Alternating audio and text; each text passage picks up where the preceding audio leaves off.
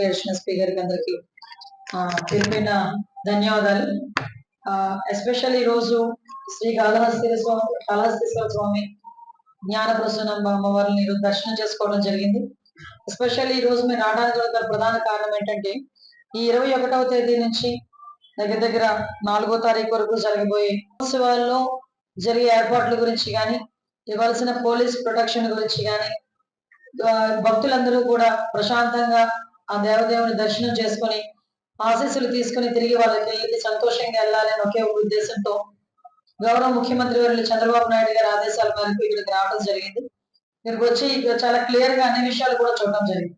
అయితే రివ్యూకి ముందు నేను టెంపుల్లోకి అడుగు పెట్టిన తర్వాత నిజంగా ఎన్డీఏ గవర్నమెంట్ వచ్చిన తర్వాత రాష్ట్రంలో చాలా మార్పులు వచ్చినాయి అని అందరూ అనుకున్నారు. ఆఖరి టెంపుల్స్ కూడా మారినాయి అని చెప్పి ఈ రోజు నిజంగా టెంపుల్లోకి అడుగు పెట్టిన వెంటనే తెలిసింది.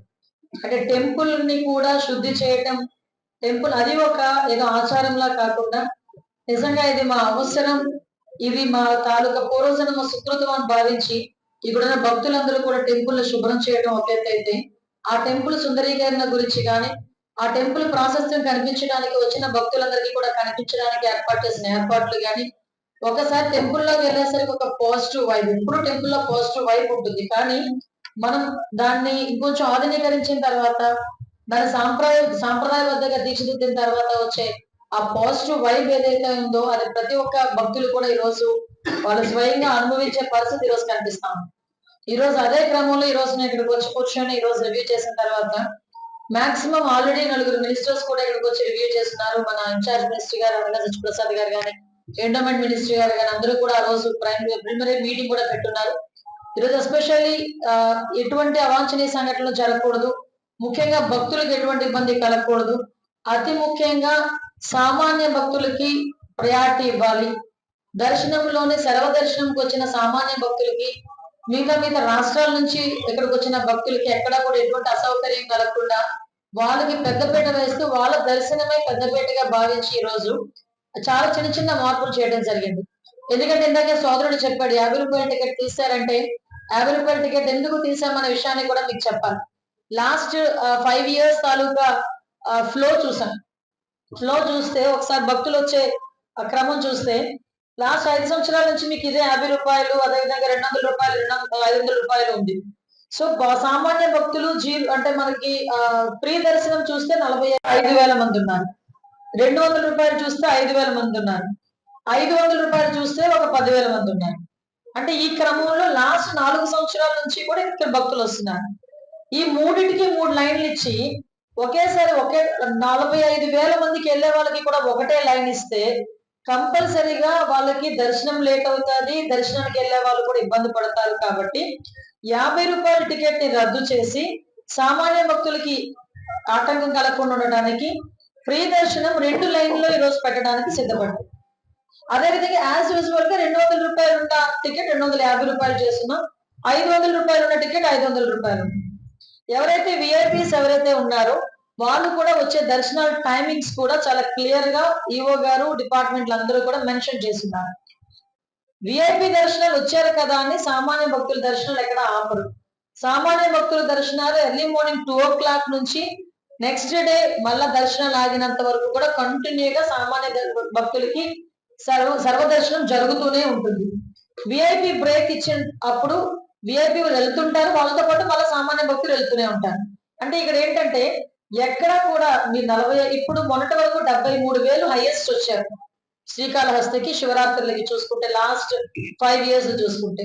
ఈ సంవత్సరం కంపల్సరిగా 1,00,000 దాటుతారు అని మా అంచనా. సో ఈ 1,00,000 మందికి కూడా ముందు దర్శనాలు ఎక్కడ కూడా ఇబ్బంది లేకుండా చూసుకునే బాధ్యత మొత్తం టెంపుల్ లోపల చిన్న చిన్న మార్పులతో చేసుకున్నాం.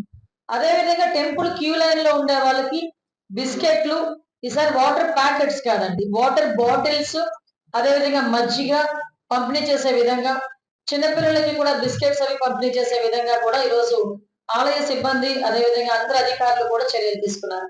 వీటితో పాటు 11 హోల్డింగ్ పాయింట్స్ పెట్టుకున్నాం, పార్కింగ్ పాయింట్స్ పెట్టుకున్నాం.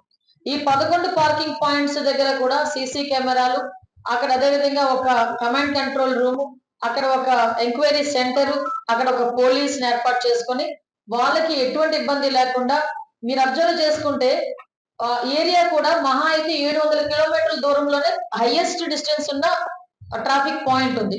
అంటే ఒక కిలోమీటర్ వ్యవధి కూడా లేదు. వాళ్ళు పార్కింగ్ లో దిగి ఒక 700 మీటర్లు అంటే లాంగెస్ట్ నియర్ బై సుమారుగా 11 ట్రాఫిక్ పాయింట్స్, ట్రాఫిక్ మనం ఆపేటట్టుగా అదే మనకి పార్కింగ్ ఏరియాస్.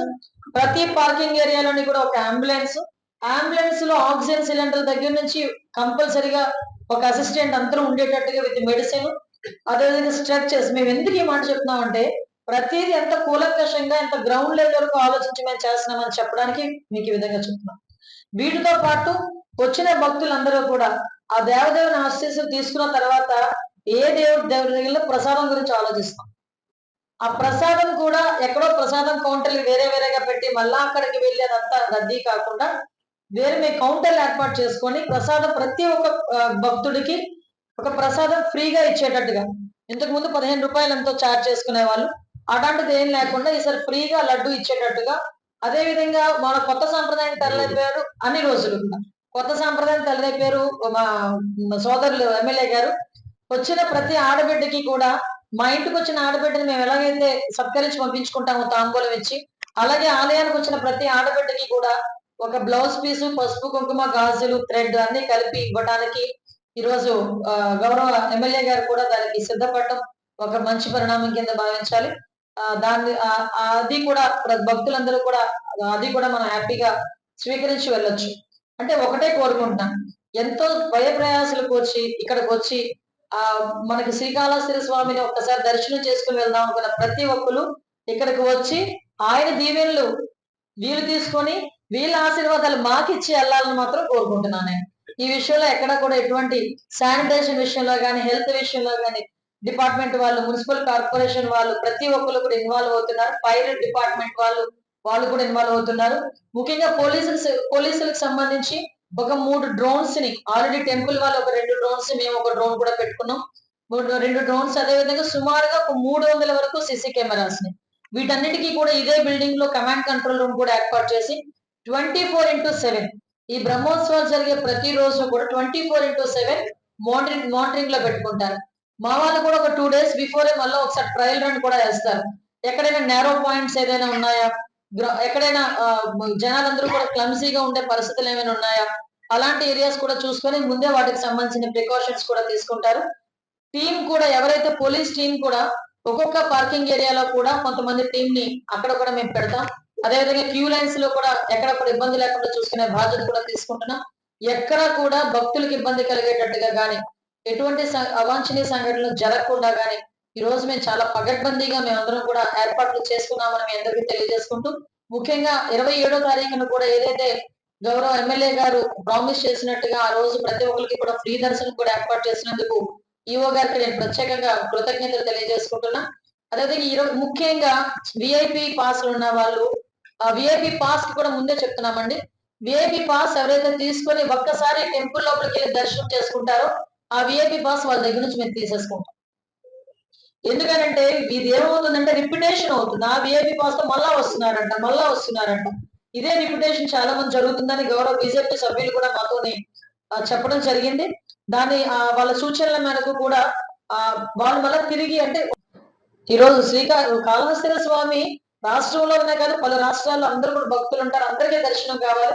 మనమే వచ్చి ఇబ్బంది కలిగించే పరిస్థితులు రాకూడదు కాబట్టి దీన్ని కూడా భక్తులందరూ కూడా అర్థం చేసుకోవాలని మనస్ఫూర్తిగా కోరుకుంటూ, రథోత్సవం టైంలో కూడా ఎవరైతే ఇళ్ల ముందు తీసుకొచ్చి భోజనాలు పెట్టుకుంటారో వాళ్ళు కూడా రథానికి ఇబ్బంది లేకుండా చూసుకునే బాధ్యత, అదేవిధంగా భోజనాలు పెట్టుకున్న తర్వాత శానిటేషన్ బాధ్యత కూడా ఆ కుటుంబ సభ్యులు ఎవరైతే ఉన్నారో వాళ్ళు చూసుకోవాలి. అది కూడా మేము మీ అందరికీ కూడా విన్నవించుకుంటున్నాం. మనం ఈ మహోత్సవాల్లోని మనందరూ కూడా భాగస్వాములై అంటే ఒక రకంగా చెప్పాలంటే చాలా మంచిగా జరిగిన బ్రహ్మోత్సవాలు అనుకున్నట్టుగా ఈశ్వరుని కృపా కటాక్షాలు మన మీద ఉండాలని మనస్ఫూర్తిగా కోరుకుంటూ సెలవు తీసుకుంటాను.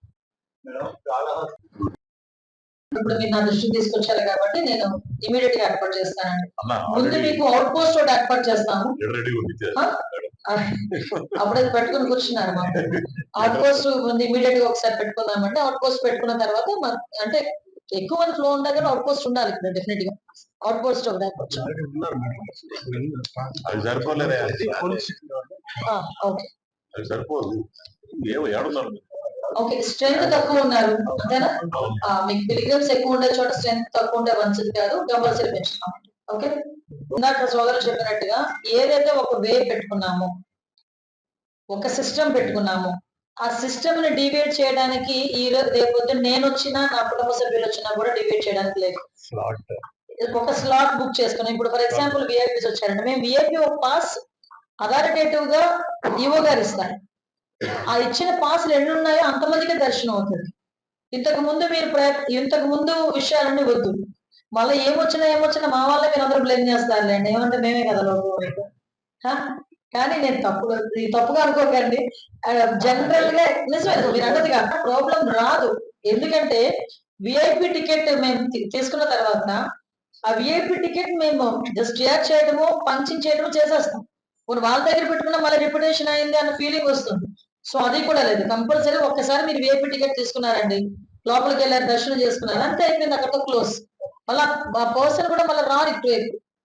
సో ఆ రకంగా పకడ్బందీగా పెట్టుకున్నా ఎవరైనా నిజంగా అటువంటి పరిస్థితిలో ఉన్నా వాళ్ళు విఐపి టికెట్ కొనుక్కొని వెళ్తారు. 500 రూపాయలు కొనుక్కొని వెళ్ళమనండి. ఎవరొద్దన్నారు? 200 రూపాయలు కొనుక్కొని వెళ్ళమండి, 500 రూపాయలు కొనుక్కొని వెళ్ళమనండి. అదే జరుగుతుంది. ఈసారి దేవుడి దగ్గర వాళ్ళు వీళ్ళు తరతమ భేదాలు ఏం లేవు, అందరూ ఒకటే. ముందు వదిలేయండి. కాదండి, ఇన్ని సంవత్సరాల్లో కాళహస్తి బ్రహ్మోత్సవాలు జరిగినాయి, ఇంతమంది మంత్రులు వచ్చి ఎవరైనా రివ్యూ చేశారా? దాన్ని బట్టి అర్థం చేసుకోండి మీరు ఇందులో మార్పు కనిపించిందని. మీరు మాకు ఛాన్స్ ఇవ్వండి, అది పని చేస్తుందో లేదో మీరు చూద్దరు కానీ అలాగే తీసుకెళ్ళిపోయారు ఎవరో ఒకరు. కాదండి, పెళ్లి కాకనే పెళ్లి కుదురు బాగుందా, పెళ్లి ఇవన్నీ కాదు, పెళ్లి అనేది చెప్పండి, పని చేద్దాం. స్వామివారి పెళ్లి, స్వామివారి బ్రహ్మోత్సవం అనేది నా బిడ్డ పెళ్లిలా చేస్తా, ఇంత తిరగాల్సిన అవసరం నాకు లేదు. హ్యాపీ ఇంట్లో కూర్చుంటే వచ్చినప్పుడు వస్తారు, దాని మీద పోతారు. సో వాట్ వీఆర్ డూయింగ్ ఈసారి ప్రభుత్వం అనేది చిత్తశుద్ధి ప్రకారం ప్రభుత్వం ఈసారి ఎట్లా చేయాలో చూపించి, ఇట్లా కాళహస్తిలో జరిగే బ్రహ్మోత్సవం ప్రతి దగ్గర జరగాలి, ప్రతి దగ్గర ఇదే రకంగా జరగాలి అన్నట్టు మేము ప్లాన్ చేస్తాం. మీలాంటి వాళ్ళందరూ చెప్పిన ఫీడ్బ్యాక్ తీసుకున్నాం కాబట్టి అటువంటి ఇబ్బందులు కలగకుండా చూసుకోవడానికి కోఆర్డినేషన్. మీకు ఒక విషయం చెప్తున్నానండి, ఇక్కడ రాజకీయాలు మాట్లాడిన అనుకోవద్దు. లాస్ట్ 5 years డిపార్ట్మెంట్ మధ్యలో కోఆర్డినేషన్ లేదు. ఇప్పుడు ఆ కోఆర్డినేషన్ క్రియేట్ చేస్తున్నాం, వాళ్ళ పరిధిని పెంచుతున్నాం. ఈరోజు ఆ కోఆర్డినేషన్ క్రియేట్ చేయడానికి ఎన్ని శాఖల మంత్రులు వచ్చి కూర్చుంటున్నాం.